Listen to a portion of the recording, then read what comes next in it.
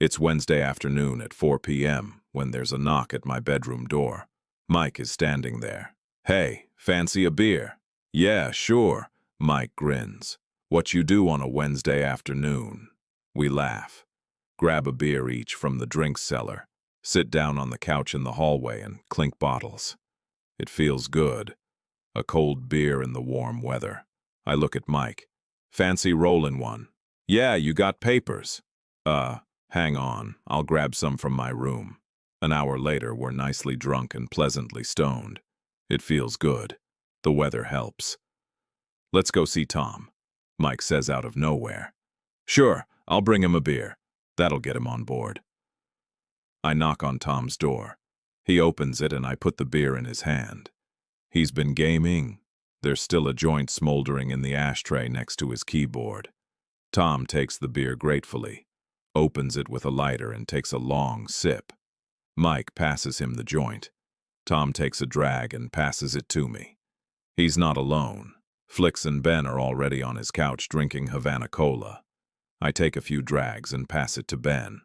Tom sticks his joint back in his mouth and balances it there while he plays Path of Exile. We talk about nothing in particular. Laughing, every half hour I head downstairs to grab another beer from the cellar. Joint after joint gets rolled. The hours fly by and more people drift in. Mortimer, Tim, Nikki, Mary, and Joan. I have an unspoken battle going with Tom, who drinks the most beers in a month. Tom always wins. I grab my next beer and glance at the list hanging in the cellar. Only 65 beers and it's already the 21st. Tom is at 83. This is going to be close. And he drinks more wine and Havana Cola than me on top of that. I notice with mild surprise that I've only logged 24 bottles of water this month. I was supposed to have band rehearsal tonight. Doesn't look like that's happening. Around 9 p.m., as it starts getting dark, we decide to light a fire at our fire pit. We do this several times a week. I'm at least on my 8th beer by now. Nicely drunk and stoned, but nowhere near done.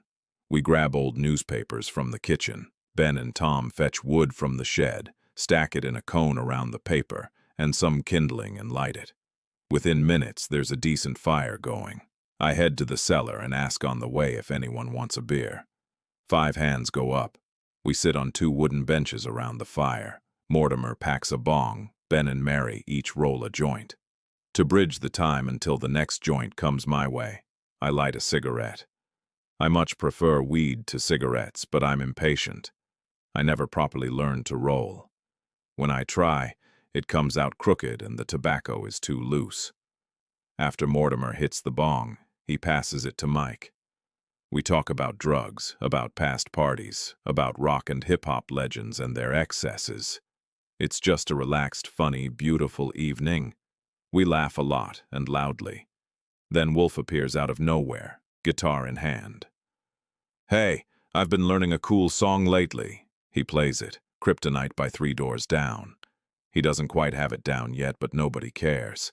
He plays a few more songs and sings along. We join in. "Can I have the guitar?" I ask. Wolf hands it over. I play and sing Road Trippin' by the Red Hot Chili Peppers. More badly than well, but it doesn't matter. We're here to have fun, not to win a guitar competition.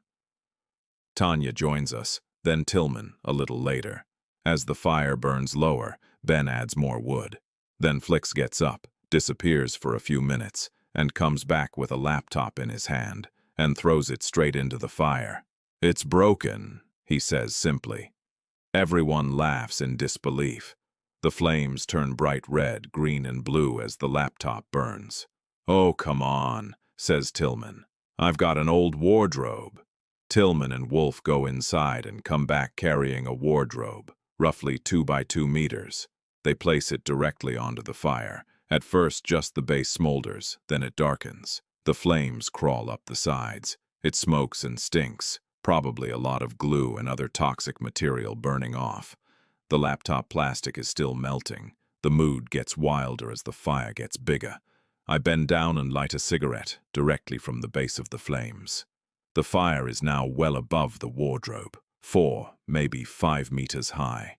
The sight is incredible. We have to step back from the heat. At that exact moment, someone offers me a joint from the left and someone else from the right. I can't believe my luck. I take both, drag on one, pass it, keep the other a little longer. "Anyone want a beer?" asks Mortimer. "Yes!" Several of us shout at once. When Mortimer comes back with the beers, we all clink bottles. "Cheers to your mum!" I have no idea how many beers I've had, but it must be at least the 10th. I had a Havana Cola somewhere in between as well. It's 10:30 p.m. now, and the sky is almost completely dark. The mood is getting wilder. We're properly drunk. Nobody here has less than 1.5 promille. Some people are practically shouting instead of talking. The wardrobe has burned down, and the flames are back to normal height. Then Flix and Tim disappear inside and come back with a sound system and a laser machine, shooting red and green dots in every direction. "Dude! Spontaneous rave in the woods tonight!" I shout, completely losing it. They go back inside and return with a fog machine and a strobe light. The sound system gets plugged into the extension cord that someone once built into a concrete U profile that sits inverted at the fire pit as a bench. "You!" shouts Tanya. Flix grabs his laptop, a working one this time, connects it to the system, and moments later, hard dubstep fills the air. The whole forest lights up with red and green laser dots and the strobe flashing.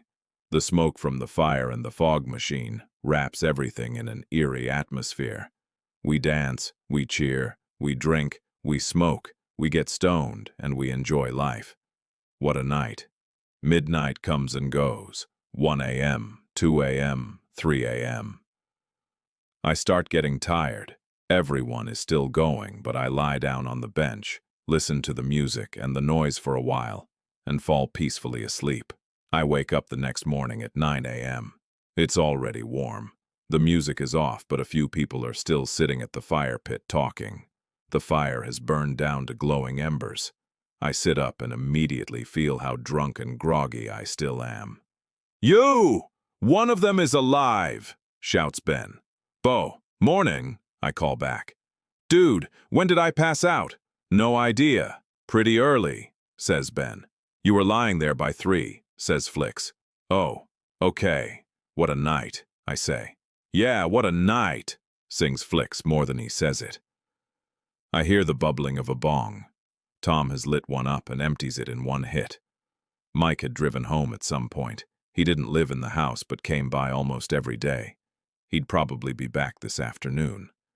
I get up, go to my room, and lie down on my bed to recover. A few more hours and I'd be able to order a pizza.